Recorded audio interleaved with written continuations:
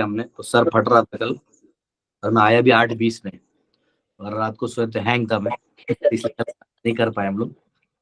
और अभी भी क्लास दे के फिर निकलना है गया काशी। तुरंत नहीं हो रहा है, रात को भी आराम से सोए हाँ, श्रीनाथ जी प्रो म्यूट कर लीजिए। सॉरी प्रभु जी, सॉरी प्रभु जी। लक्ष्मी जी का आवाज आ रहा है। हरे कृष्ण प्रभु जी। तो हाँ, आज हम लोग लेंगे क्लास। कल वापस मैं क्लास नहीं ले पाऊंगा, कल और परसों 2 दिन, तो उसमें क्षमा चाहूंगा। आज हम ले लेंगे, ठीक है। थोड़ा सा ट्रैवलिंग है और पता नहीं वापस बुखार और वो मलेरिया जैसा लग रहा है, पता नहीं शिवरिंग आ रहा था सुबह। ठीक है, एनीवेज हम अपना काम करते हैं, दायित्व तो निभाते हैं। तो हम लोग 32वें श्लोक में थे, और यहाँ पे विदुर जी जो है इन्होंने उद्धव जी से वार्तालाप किया, उनसे पूछताछ किया कैसे हैं भक्त, क्योंकि बहुत दिनों बाद आए थे। और स्वाभाविक है, वो साधु प्रवृत्ति के थे, उन्होंने बहुत सारे संत ऋषियों से चर्चा की थी। एक अलग लेवल कॉन्शियसनेस जो है ना, वो डेवलप हो जाता है।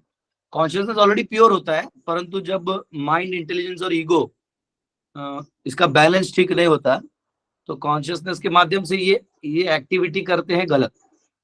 लेकिन जब मन को समर्पित कर दीजिएगा, वो स्थिरता प्रदान हो जाएगी।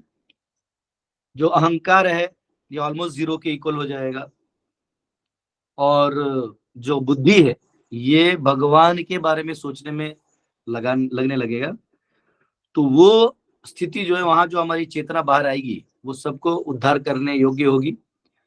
तो यहाँ पे जो विदुर जी सब स्थिति से गुजरे थे, साधु संतों का संग किया, वैष्णव का संग किया, उनका हृदय जो है ममत्व से भरा है। उनके प्रति कोई उनका ना दोस्त है ना दुश्मन है।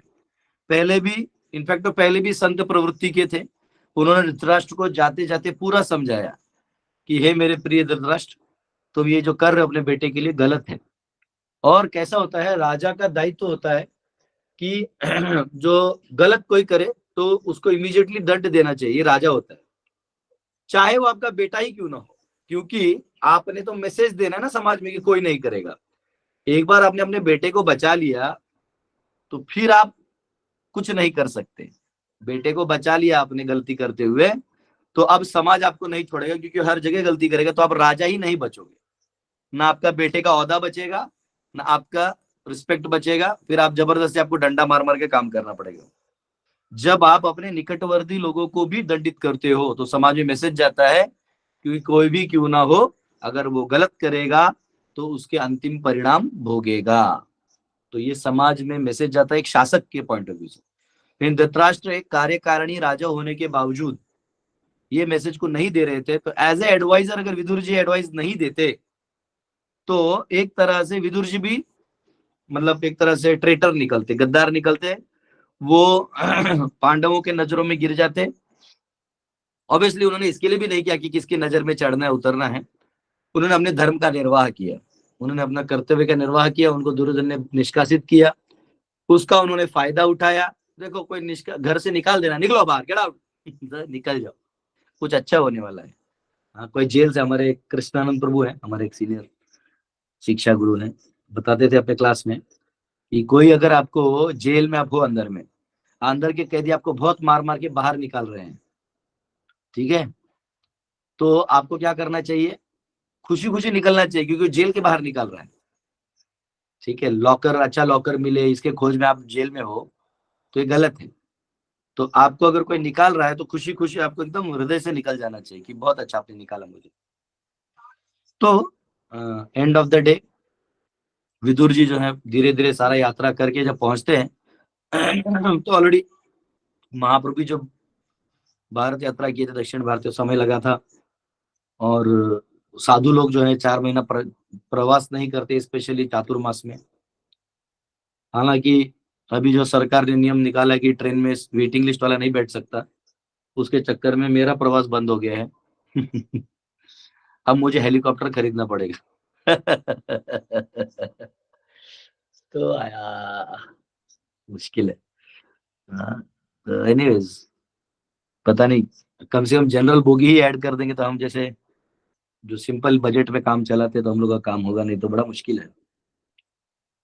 तो अभी ऐसा है कि यहाँ पे विदुर जी गए, बहुत दिनों बाद पहुंचे, तो उधर ऑलरेडी जो युधिष्ठिर महाराज थे वो सत्ता पे आ चुके थे। इनफैक्ट युधिष्ठिर महाराज सत्ता में आने के बाद वो ज्यादा कंफ्यूज थे कि मेरे वजह से इतने बड़े युद्ध हुए। तो उन्होंने जाके कृष्ण से ज्ञान लिया तो नहीं उनका मन भरा। जब स्वयं भीष्म ने वो ज्ञान उनको बेड पे दिया, जो हमने प्रथम स्कंद में देखा, तब जाके युधिष्ठिर को लगा कि हाँ, मैंने जो किया वो धर्म है। हालांकि इसमें खून बहे हैं, अपनों के भी जान गए हैं, पर धर्म का स्ट्रक्चर बहुत ऊंचा होता है। तो ये बहुत इंपॉर्टेंट है। और हम वैदिक सनातनियों को कभी ये कंफ्यूज नहीं होना चाहिए कि इस्लाम क्रिश्चियनिटी ये धर्म है। ये कभी धर्म नहीं है, ये मजहब है ना। वो कभी बोलते हैं इस्लाम धर्म नहीं, वो हिंदू बोलते हैं। इस्लाम मजहब है ना। किसी व्यक्ति के मन से आया हुआ विचारधारा है, उसने ऊपर वाले पे डाल दिया, उसका कोई प्रमाण नहीं है, और वो सबको गलत बोल रहा है, वेदों को गलत बोल रहा है, सबको गलत बोल रहा है। तो वो अब किस मानसिक स्थिति में है वो अपना जाने, लेकिन वो धर्म नहीं, क्योंकि उनके पूरे कुरान में, हदीस में कहीं भी धर्म शब्द का उल्लेख नहीं है। अगर धर्म शब्द होता तो लिखा होता। मजहब यानी कैटेगरी, एक कैटेगरी है कि हम लोग सब आम खाएंगे, तो आम खाने वाले मजहबी लोग होते हैं कि वो लोग आम ही खाते हैं। कुछ लोग होते हैं कॉफी मजहबी, कॉफी ही पियेंगे। कुछ लोग दारू बेवड़े होते हैं, तो बेवड़े लोग होते हैं, उनका एक मजहब होता है। कुछ लोग सात्विक लोग होते हैं, तो सात्विक हो गए, तो उनका मजहब हो गया, ये मतलब कैटेगरी हो गई। इसके लिए वो मतलब कोई पेड़ प्रेमी है, वो पेड़ नहीं काटने देता है, तो वो एक इको इको लवर्स होते हैं। आजकल आ गया वेगन, तो वेगन भी एक मजहब हो गया। इसमें धर्म कहीं नहीं है। ये सब आपको लगता है कि पेड़ नहीं कटना चाहिए, तो आप उस समुदाय से जुड़ जाते हैं। तो आप at a time coffee lover भी हो सकते हैं, एट ए टाइम आप इको लवर भी हो सकते हैं। तो ये सब मतलब मजहब है, धर्म नहीं है। धर्म की व्याख्या कृपया करके अन्य ग्रंथों से ना पढ़ें। धर्म की व्याख्या केवल और केवल हमारे वैदिक शास्त्रों से पढ़ें। धर्म ये शब्द वेदों का है, इसको यहीं से पढ़ें, ठीक है। सनातनी जो है, आत्मा कभी मरता नहीं, इसलिए उसको सनातन कहते हैं, और उसका जो धर्म है आत्मा का, उसको सनातन धर्म कहते हैं। हम लोग आत्मा के विकास विकास के लिए काम करते हैं। औरतों को पूरा कपड़े में डालना, पूरा उनको काला कपड़ा देना, या किसी का किसी से शादी करवा देना, शादी टूट जाए तो कहीं और उसको संभोग करने लगाना, तो ये सब इसका धर्म से कोई लेना देना नहीं है। इनफैक्ट वैदिक पॉइंट ऑफ व्यू से उसमें से 90% अधर्म है।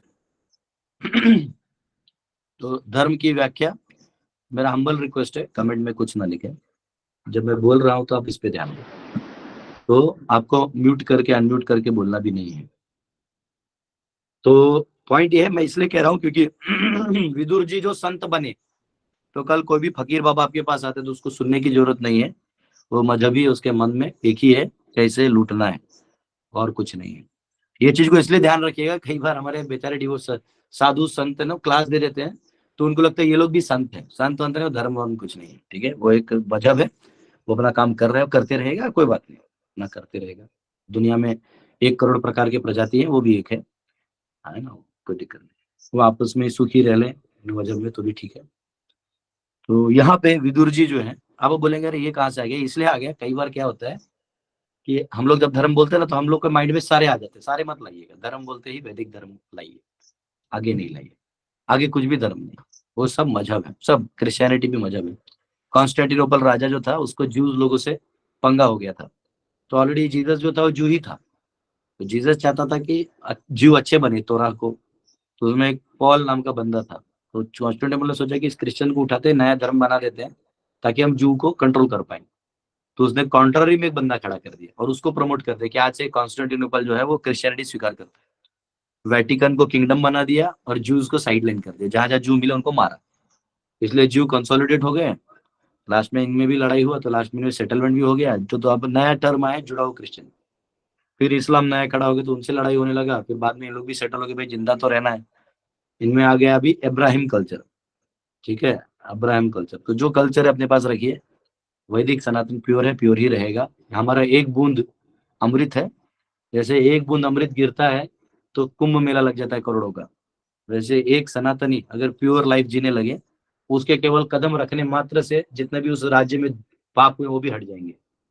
ये पावर होता है, और ये प्रूव कर दिया प्रभुपाद जी ने। हमारे भारत के अनेक संतों ने, जो गीता जानते थे, जो वैदिक सनातन धर्म को जानते थे, वो लोग जो जो भी बाहर गए हैं, पांडुरंग शास्त्री आठवले कहिए, रविशंकर जी भी गए हैं, बाकी लोग भी जब जाते हैं बाहर, तो वो प्रचार करते हैं, तो धर्म का एक एसेट दे के आते हैं और उनको लोग स्वीकार करते हैं। इसलिए सनातनी जो है बेसिकली इंडियन जो हिंदू है, ये लोग कहीं भी जॉब भी करते बड़े पीसफुल होते हैं। 99% वो अवॉइड करते हैं क्राइम को। हाँ, क्षत्रिय भी रहेंगे तो वो लॉ फॉलो करते हैं, अपने कंट्री में भी वहां भी। तो ऐसा नहीं है, ये डिफरेंस है, ये हमारे फिलोसफी का पार्ट है। तो यहाँ पे विदुर जी जब पहुंचे उद्धव जी के पास, तो युद्ध खत्म हो चुका था, धर्म अधर्म का युद्ध था वो। एक बार मैं प्रचार कर रहा था, ये स्टोरी मैंने पहले भी बताई थी। मैं प्रचार कर रहा था, तो मैं गीता वितरण कर रहा था स्वारगेट में, पूना में। तो वहां एक डॉन आया, बड़ा डॉन था, 12-13 मुस्टंड एकदम, मतलब आए हमारे टेबल पे, बोले क्या कर रहे हो? तो मैं बोला गीता हम लोगों को दे रहे हैं। तो बोले ये कृष्ण बड़ा बेकार आदमी है। हम बोले क्यों सर? तो बोलते ये हिंदू हिंदू में लड़वा दिया, अर्जुन भी हिंदू था, दुर्योधन भी हिंदू था। ये हिंदू हिंदू में लड़वा दिया। तब मैंने उसको समझाया, 15 मिनट बैठा है कुर्सी पे, मेरे ही कुर्सी पे बैठिया, उसको समझाया कि दादा देखो, धर्म होता है अधर्म होता है, हिंदू मुस्लिम क्रिश्चियन ये सब नहीं होता है, सही होता है गलत होता है, आध्यात्मिक होता है नॉन आध्यात्मिक होता है, तो डिफरेंशिएट ऐसा होता है। तो इसमें दुर्योधन ने ये किया इसलिए, नहीं तो अगर वो चुपचाप ये करता तो फिर हिंदू को वो बात ही नहीं था। वो एग्री किया तो 12-13 बुक्स को खरीदा। फिर उसका एक स्टॉल था, बोला यहाँ जब भी आना मेरे यहाँ खाना खा के जाना। ठीक है जब। तो बात क्या है, यहाँ हिंदू हिंदू की लड़ाई नहीं है, मुस्लिम मुस्लिम की लड़ाई नहीं है, धर्म और अधर्म की। तो धर्म की व्याख्या अपने आप में, वैसे मेरे लॉकडाउन सीरीज में मैंने धर्म क्या है सिखाया है, आप वो पढ़ सकते हैं, ट्रू धर्म करके 6 लेक्चर है। तो यहाँ पे विदुर जी जो है उद्धव जी महाराज जी से पूछ रहे हैं। पहले तो उन्होंने प्रद्युम्न इनके बारे में पूछा, फिर उन्होंने किसके बारे में पूछा, कार्तिकेय जो थे, वो क्या बन के आए थे, सांबा, सांबा के बारे में पूछा। हाँ, तो रोहिणी के बारे में पूछा, कृष्ण के बारे में पूछा, वसुदेव के बारे में पूछा। तो बेसिकली वो सबके बारे में इंक्वायर कर रहे हैं, बताओ सब कैसे, क्योंकि उनको मालूम है कि बहुत बड़ा युद्ध हुआ है। तो आज भी हम लोग देखेंगे कि आगे वो किस किस के बारे में पूछ रहे हैं। आज अक्रूर और इत्यादि लोगों के बारे में पूछेंगे। तो बैकग्राउंड दे दिया, कल क्लास नहीं था तो मुझे लगा बिना बैकग्राउंड के जो नए आए हैं वो कंफ्यूज हो सकते हैं। आइए हम सब प्रार्थना करते हैं और अंदर प्रवेश करते हैं। ओम नमो भगवते वासुदेवाय। ओम नमो भगवते वासुदेवाय। ओम नमो भगवते वासुदेवाय। नारायणं नमस्कृत्य नरं चैव नरोत्तमं देवीं सरस्वतीं व्यासं ततो जयमुदीरयेत्। नष्टप्रायेषु भद्रेषु नित्यं भागवत सेवया भगवती उत्तम श्लोके भक्तिर्भवति नैष्टिकी। कृष्णाय वासुदेवाय देवकी नंदनाय च नंदगोपकुमाराय गोविन्दाय नमो नमः। हरे कृष्णा कृष्णा कृष्णा हरे हरे, हरे राम राम राम हरे हरे। ओम अज्ञानतिमिरन्धस्य ज्ञानाञ्जनशलाकया चक्षुरुन्मीलितं येन तस्मै श्रीगुरुवे नमः। नमो विष्णुपदाय कृष्णप्रेष्ठाय भूतले श्रीमते भक्तिवेदान्तस्वामिनिते नाम्ने नमस्ते सरस्वती देवी गौरवाणी प्रचारणे निर्विशेष शून्यवादी पाश्चात्यस्थारणे। जय श्री कृष्ण चैतन्य प्रभु नित्यानंद श्री अद्वैत गदाधर शिवासदि गौर भक्तवृंद। हरे कृष्णा कृष्णा कृष्णा हरे हरे, हरे राम राम राम हरे हरे। तीसरे स्कंद का पहला अध्याय, श्लोक क्रमांक 32। कश्चित् बुधः सरस्वतनमीवास्ते स्वफल्कपुत्रो भगवत् प्रपन्नः। यः कृष्ण पादांकित मार्ग पामुषु मार्ग पामसु अचेष्टता प्रेम विभिन्न धैर्यः। Please tell me whether Akrura, the son of Shwafalka, is doing well. He is a faultless soul, surrendered unto the personality of Godhead. He once lost his mental equilibrium due to his ecstasy of transcendental love and fell down on the dust of a road which was marked with the footprints of Lord Krishna. तो यहाँ पे हिंदी में पढ़ लेते, कोई हिंदी में पढ़ लीजिए आप में से कोई एक ड्यूटी हिंदी में लिखा है स्क्रीन पे, वो पढ़ लीजिए। आनंद जी थोड़ा पढ़ लीजिए। पढ़ू प्रभु जी? हाँ पढ़िए। कृपया मुझे बताएं कि ध्रुवकल्प पुत्र अक्रूर ठीक से तो है? यह भगवान का शरणागत एक दोष रहित आत्मा है। उसने एक बार दिव्य प्रेम भाव में अपना मानसिक संतुलन खो दिया था और उस मार्ग की धूल में गिर पड़ा था जिसमें भगवान कृष्ण की पदचिन्ह अंकित थे। Very good. तो यहाँ पे अक्रूर जी के बारे में वो पूछताछ कर रहे हैं। तो जब आप 10वें स्कंद में हम लोग जाएंगे, वैसे तो 10वां स्कंद अभी आएगा नहीं, बहुत समय लगेगा, लेकिन जो मेरा जन्माष्टमी के क्लासेस होंगे तो 9 दिन 9 क्लासेस होंगे मेरे 1-1 घंटे के। और अमोघ लीलापुर आ रहे हैं, 7 राज्यसभा मेंबर्स आ रहे हैं, गवर्नर ऑफ उड़ीसा आ रहे हैं, गवर्नर ऑफ झारखंड आ रहे हैं, सीएम को भी हम लोग स्पेशल इनविटेशन देने वाले हैं, 90% वो भी आएंगे, प्लस बहुत लोग आएंगे। और हम बहुत सारे स्पीकर्स को ट्राई कर रहे हैं बड़े बड़े। बनारस में एक 18 पुराणों के स्कॉलर हैं, डिवोटी हैं, रसज्ञ श्याम प्रभु, उनको बुला रहे हैं, वो भी एग्री कर गए। वो कर्नाटका से हमारी अर्चना दीदी भी आ रही है, स्पेशल परफॉर्मेंस। आप सबका भी स्वागत है, आप आइएगा। आप जो जो आएंगे पहले बताइएगा, तो उस हिसाब से मैं अकोमोडेशन आपके लिए बुक करूंगा, है ना। तो आइए, ये पारिवारिक चीज है ना, गेट टुगेदर जैसा ही है। ऑब्वियसली यहाँ पे मतलब बहुत बिजी शेड्यूल रहता है 9 का 9 दिन, लेकिन आप लोग हैं तो आप लोग से मैं जरूर मिलूंगा। अर्चना माता जी और उनके प्रभु जी नंद कुमार को गाड़ी चला गए थे बेंगलोर से, क्योंकि फ्लाइट चलन इसमें आना मना है। सोचिए 4-6 दिन लग जाता है गाड़ी से आने में, वो भी वो लोग आ जाते हैं। तो ऐसे भक्तों के चरणों में वंदन है। हरि आप बोल। सबसे भी रिक्वेस्ट है, स्पेशली जो बुजुर्ग हैं नहीं आ पाते, तो मैं समझता हूँ, पर जिनका अभी भी हाथ पांव कान नाक सब चल रहा है, तो इस मौके का फायदा उठाइए। अगर ऑलरेडी आपके आसपास में कहीं हो रहा है टेम्पल का जन्माष्टमी अच्छे फेस्टिवल, तो करिए। इधर भी आना चाहे तो आइए, ऐसे कोई दिक्कत नहीं, ऐसा कोई वो मार्केटिंग नहीं है, लेकिन आप आए तो बहुत हमको भी अच्छा लगेगा। तो यहाँ पे तो 10वें स्कंद का जो लीला होगा वो मैं ट्राई करूंगा कि वो 9 दिन में दशम स्कंद के जो लीलाएं हैं उनको आचार्यों की कमेंट्री से जितना अच्छे से मैं बता पाऊं और जितना जो सत्य रूप में बता पाऊं प्रयास करूंगा। तो अक्रूर जी का आप लीला वो जब 10वें स्कंद में पढ़ेंगे, आप पढ़ भी सकते हैं, अभी भी आपके स्कंद होगा तो 10वें स्कंद में अक्रूर का भाग आता है। तो अक्रूर जी को कंस ने कहा कि जाओ कृष्ण को ले आओ। तो मथुरा से जब उनको लाने जाना था, तो जब वो लाने गए तो उनको नंदगांव जाना था। तो ऐसे हो गए कि जब वो रथ चला रहे थे ना, जो रथ, तो वो गाइड करेंगे ना रथ को, लेफ्ट लो राइट लो आगे लो पीछे लो रोको ब्रेक, सारथी वो काम करेगा। और अक्रूर जी जो थे ना, वो देखिए कैसा होता है कि 2 मिनट के लिए, ये ऐसा हाल है जैसे अगर कोई अभी कांग्रेस पार्टी में है और वो राम मंदिर के इनॉग्रेशन में जाना चाहता है, लेकिन उसका मुखिया नहीं जा रहा है, तो बेचारे का हालत क्या होगा। वो तो परम राम भक्त है, घर में राम की पूजा करता है, सेवा करता है, गलत मुखिया के अंदर काम करने के कारण वो जा नहीं पाता। हाँ, इटालियन माल खाओगे तो ऐसे हो जाओगे। देखो इटालियन पिज्जा खाने वाले राम मंदिर नहीं जाते, ठीक है। तो है, इसका सेवा करना है, ये भी तो आपके हाथ में। तो एनीवेज, अक्रूर जी जो कंस के दरबार में थे तो वो बहुत स्मार्ट थे, वो उधर केवल भगवान का काम करने के लिए वेट कर रहे थे, वो भगवान का ही काम कर रहे थे वहां रह के। और वहां से वो निकले और तो उनको आदेश दिया, तो ये खुश हुए कि मुझे कृष्ण को लाने के लिए बोला है, ये तो और अच्छा चीज है। हालांकि अक्रूर जी ने बहुत गालियां खाई गोपियों की, यशोदा मैया की, नंद बाबा की, सभी ग्वाल बालों की, सभी ब्रजवासियों की। जा तू कभी सुखी नहीं रहेगा, तू ये वो। अब कृष्ण को आप लेके जा रहे हैं वृंदावन से, तो आप क्या सोच रहे हैं। मैं बता रहा था ना, परसों भी मैं एक शादी में गया था, रात का शादी था, वो 11 से 1। तो वो जो माता जी हैं वो मुझे भाई मानती है, उन्होंने बोला आओ, पानी पिलाने का काम होता है, जो जिसकी बेटी का शादी होता है उस माता जी का जो भाई होता है वो पानी पिलाते हैं, कुछ ऐसा रसम है। मेरे पाँव में लाल लाल भी लगा है, जो लाल लाल लगाते ना अलबत्ता से। मुझे देख के आश्चर्य लगा। तो उन्होंने 1 घंटा शादी रोक के रख दिया था, जब तक प्रभु जी नहीं आए। मेरे गाड़ी को 1 घंटा लेट हुआ, मैं पहुंचा तो वो रसम किया। तो एनीवेज मैं क्या बता रहा था उसमें, कुछ तो था उसमें, एक एग्जांपल आ गया।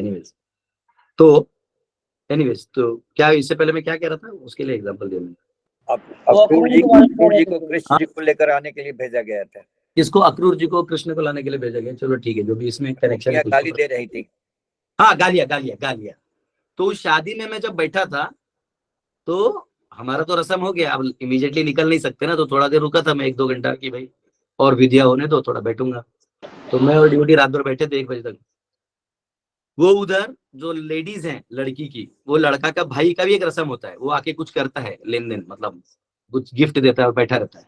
उधर से फुल गाली दे रहे हैं वो लोग, मतलब गाली, मतलब ऐसा था कि गाने में देना होता है, डायरेक्ट नहीं देना होता है, ऐसे देना। देखिए ये लड़का का तो नाके टेढ़ा है, जब भाई का नाक टेढ़ा है तो इसके हमारे दामाद का कैसे होगा, मतलब ऐसे। आप फिर उसके आगे जो 3rd लेवल का गाली होता है वो भी दे रहे थे माता जी लोग। अब हमको आ रहा था शर्म, हम ब्रह्मचर्य लोग देख रहे थे, अब लोग भीड़ में अपना दे रहे हैं, उनको पता ही नहीं हम लोग पीछे बैठे। अब हम लोग बोले जो चल रहा है चलने दो, विधि विधान चलता है। तो ये मिथिला में भी चलता है, मिथिला में भी राम जी जब गए थे तो बहुत गालियां दिए थे उनको, बहुत गालियां। हाँ, वो गाना है ना, राम जी से पूछे जनकपुर के नारी, बता द बबुआ लोकवा देत काहे गारी, बता द बबुआ। हाँ, लोग गाली क्यों दे रहे बताओ। तो एक बाई गोर दूसर काहे कारी, बता द बबुआ। हाँ, अरे एक भाई गोरा है, एक काला है। तो राम जी जो थे वो थोड़े ग्रीनिश थे, आई लक्ष्मण जी गोरे थे। तो हाँ, तो वो उसको गाली दे रहे हैं कि एक गोरा है एक काला है, देखो हमको काला प्रोडक्ट दे दिया है।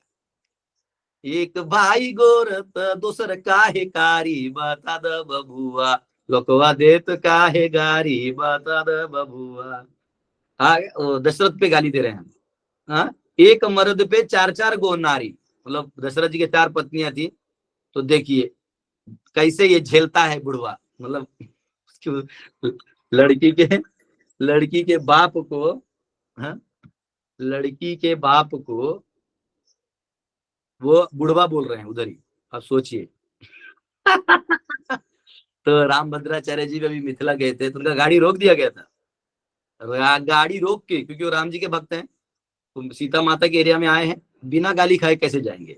तो सब मिथिलावासी माता जी लोग आई, बैठी, पूरा भर भर के गाली दिया तब। और वो ऐसे नहीं कि उनको बुरा लगा, वो राम जी के बिहाफ में सुन रहे हैं, हंस रहे हैं। तो ये रिलेशनशिप मॉडल है, इसमें पर्सनलिज्म है। ये गाली मायने नहीं रखता, ये गाली है क्योंकि बाद में पूरा जीवन वो अपने दामाद को हाई क्लास रिस्पेक्ट देती है।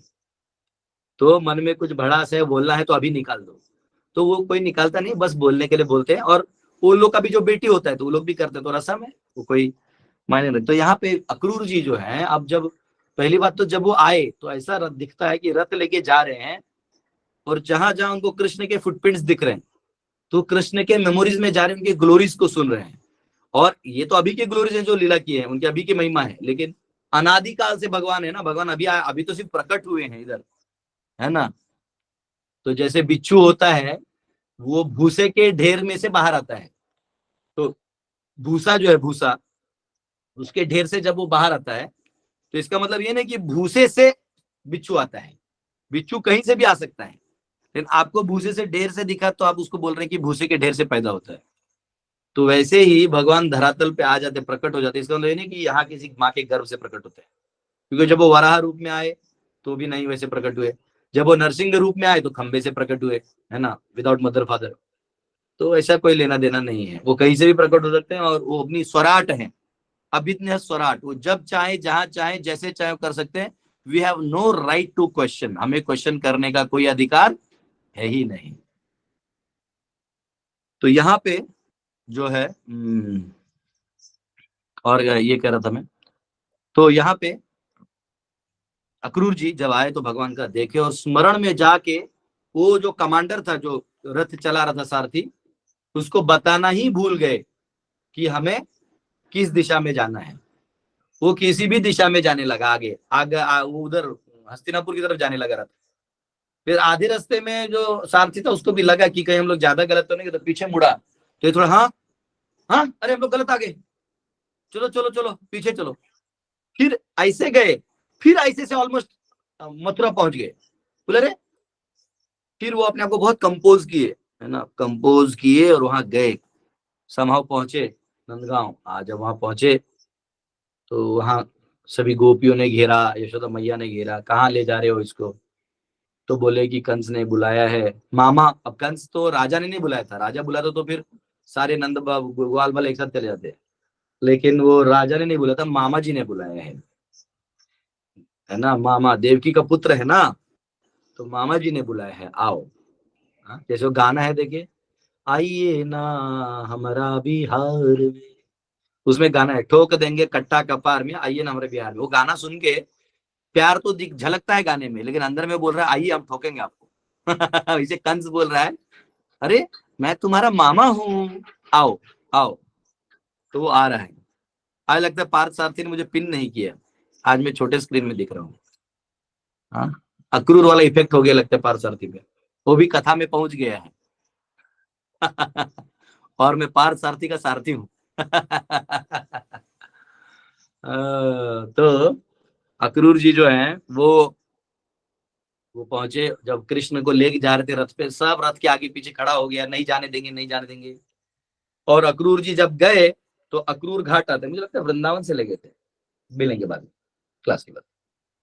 तो अक्रूर जी जो है वो रथ के, वो वहां से ले जा रहे थे, शायद वृंदावन से ही ले जा रहे थे, वृंदावन से जा रहे थे लेके, तो एक घाट आता है अक्रूर घाट, वो यमुना जी पार करने का वो स्थान है। तो घाट पार करना है तो आदमी को उतरना पड़ता है, वहां स्नान कर सकते थे और फिर आगे जा सकते थे। तो वहां ऐसा कहते हैं कि कृष्ण बलराम ने स्नान किया और अंदर में कृष्ण, ओरिजिनल नंदन नंदन कृष्ण वहीं रह गए और वसुदेव कृष्ण बाहर आ गए। तो एक्चुअली लीला में ये आता है कि जब यशोदा मैया डिलीवरी हुई तो वहां कृष्ण भी थे, नंदन नंदन कृष्ण, जो कभी किसी का वध नहीं करते, कभी कोई राजनीति नहीं करते, वो बस एंजॉय करते हैं। और वसुदेव कृष्ण जो है ये पॉलिटिक्स करते हैं। तो वसुदेव के पास वसुदेव कृष्ण प्रकट हुए थे। यहाँ जब आए तो नंद बाबा जो ये सॉरी वसुदेव जी एक्चुअली दुर्गा माता को लेके योग माया को इसको यही छोड़ दिए, आई दोनों एक हो गए। और जब अक्रूर घाट में वो स्नान किए तो वहां नंदन नंदन रुक गए, क्योंकि नंदन नंदन वृंदावन छोड़ के जाते ही नहीं, उनको मतलब ही नहीं है, वो वसुदेव कृष्ण के रूप में करते। आपने कृष्ण लीला देखा होगा जो रिलायंस वाले ने किसी ने बनाया था, तो उसमें जब मारा मारी की बात आती है तो कृष्ण का मुकुट उकुट आ जाता है, देखो कालिया, तो मुकुट उकुट आ जाता है। तो नंदन नंदन कृष्ण जो किसी को मारते नहीं, मारते वसुदेव कृष्ण का परफॉर्मेंस रहता है। तो वहां पे वसुदेव कृष्ण को ले गए। तो अक्रूर जी जो है वो प्रेम भाव में पगला गए थे, मतलब वहां जाके उनको लग रहा था कि इनको ले जा रहे हैं, तो उनको मालूम था तो स्वयं भगवान है, ये कंस क्या है उनके सामने, कंस जैसे 1 करोड़ जीव वो एक साथ खत्म कर सकते हैं। तो वो तो अपना लेवल जानते थे और उनको ये आनंद हो रहा था कि मैं इनको ले जा रहा हूँ। तो विदुर जी उनके बारे में पूछ रहे कि अक्रूर कैसे हैं, बताओ उनके बारे में, क्या हाल है उनका। 33वां श्लोक। कश्चित् शिवम देवक भोज पुत्र्या विष्णु प्रजायदीव देव मातुः या वै स्वगर्भेण ददाधर देवम त्वयि यथा यज्ञ वितनाम अर्थम। As the Vedas are the reservoir of sacrificial purposes, so the daughter of King Devaka Bhoja conceived the supreme personality of Godhead in her womb, as did the mother of the demigods. Is she Devaki doing well? तो यहाँ देवकी के बारे में पूछा गया है, जो देवक भोज की पुत्री है। हिंदी में कोई पढ़ सकते हैं एक डिवोटी, हिंदी में जिनको अच्छे से दिख रहा है कृपया पढ़ें ट्रांसलेशन। मैं पढ़ता प्रभु। जी जी पढ़िए। जिस तरह सारे वेद याज्ञिक कार्यों के आगार हैं, उसी तरह राजा देवक भोज की पुत्री ने देवताओं की माता के ही सदृश भगवान को अपने गर्भ में धारण किया। क्या वह देवकी कुशल से है?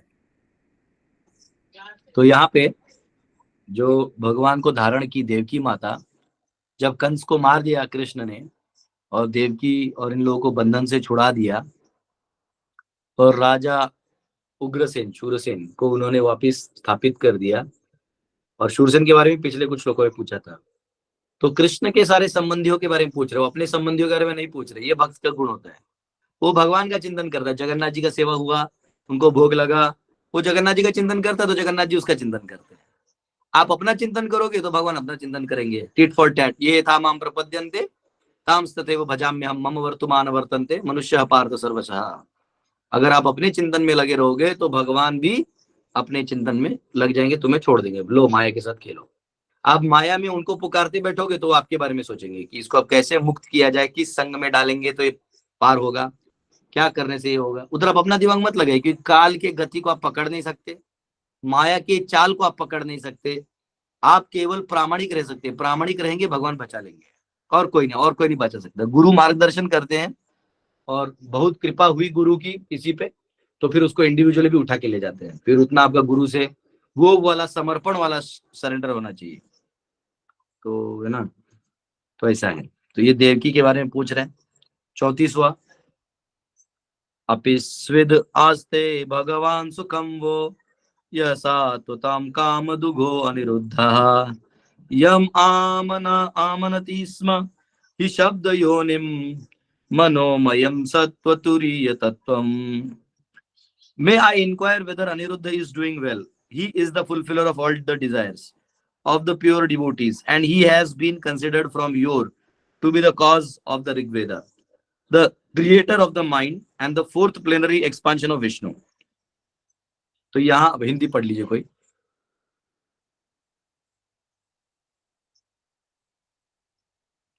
हिंदी पार्थसारथी हिंदी डिस्प्ले करिए. आनंद जी पढ़ लीजिए, लेकिन हिंदी डिस्प्ले नहीं हो रहा है. पार्थसारथी, चलो मैं हिंदी खुद ट्रांसलेट कर देता हूँ. मैं अनिरुद्ध के बारे में पता, आदि चतुर्भुज जो अनिरुद्ध हैं वो कैसे हैं, हाँ, और वो शुद्ध भक्तों के इच्छाओं को पूरा करने वाले हैं, हाँ, और ऋग्वेद में कहा गया है कि वो सृष्टि के सृजन से वो पूरे सृष्टि को ढंग से चलाते हैं, हाँ, और वो मन का क्रिएटर है, यानी मन का जो विस्तार होता है वो उनके थ्रू होता है, अनिरुद्ध के थ्रू, और वो विष्णु के चार चतुर विस्तार में से एक है. तो यहाँ पे जब बलदेव जी विस्तार करते हैं तो वसुदेव, संकर्षण, प्रद्युम्न और अनिरुद्ध के रूप में आता है, हाँ, और ये सब जो है स्वयं विष्णु तत्व है, अलग नहीं है. ठीक है. और जैसे भगवान राम जो है, हाँ, ये ओरिजिनल वासुदेव है, जो वासुदेव फॉर्म है बलराम जी का, वो ओरिजिनल वासुदेव राम है. और जो संकर्षण, प्रद्युम्न, अनिरुद्ध है, उसमें से अनिरुद्ध जो है ये महाविष्णु के स्रोत है, इज द कॉज, मतलब अनिरुद्ध के वजह से महाविष्णु विस्तार होते हैं, हाँ, from whose beginning the Rigveda appeared, हाँ, उनके सांस लेने से, महाविष्णु के रूप के सांस लेने से ऋग्वेद जो है वो आ गया. All this is nicely explained in Markandeya Purana, ये सब मार्कंडेय पुराण में बताया गया है, हाँ. और भगवान कृष्ण के अनिरुद्ध रूप में, अनिरुद्ध जो है वो भगवान के बेटे के रूप में ही प्रकट हुए उनके घर में. Lord Krishna in Dwarka in Vasudev expansion of the original group. तो अनिरुद्ध जो है वहां इस रूप में आए थे. The original lord Krishna never leaves Golok Vrindavan. भगवान जो है गोलोक वृंदावन कभी नहीं छोड़ते.